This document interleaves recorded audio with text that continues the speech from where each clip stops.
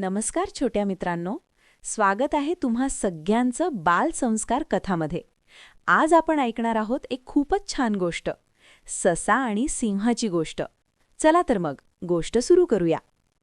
खूप वर्षांपूर्वीची गोष्ट आहे ही. एका जंगलात एक क्रूर सिंह राहत होता. तो दररोज एका प्राण्याला ठार मारीत असे. एके दिवशी सर्व प्राणी एकत्र आले.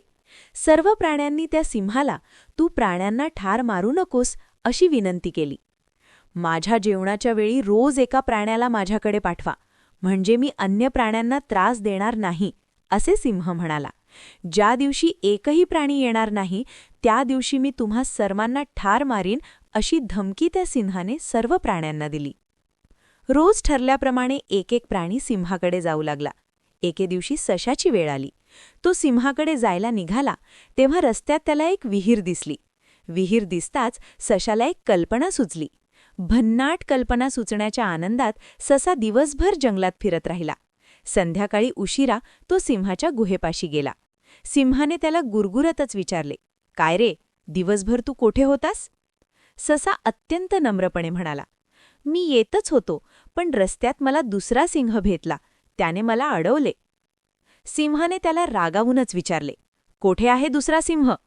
ससा म्हणाला, चल मी दाखवतो. सशाच्या पाठोपाठ सिंहाची स्वारी निघाले. दोघेही विहिरीपाशी आले. ससा म्हणाला, महाराज, तो सिंह या विहिरीत लपला आहे. सिंहाने विहिरीत डोकावून पाहिले. स्वतःचेच प्रतिबिंब त्याने पाहिले.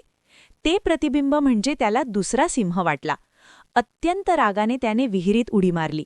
अत्यंत खोल असलेल्या विहिरीत तो सिंह पडला आणि जंगलातील प्राण्यांचा प्रश्न कायमचाच सुटला. सर्व प्राण्यांना खूप आनंद झाला. तात्पर्य: शक्तीपेक्षा युक्ती श्रेष्ठ.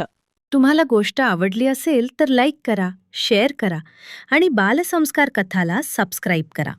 पुन्हा भेटूया एका नवीन गोष्टीसोबत.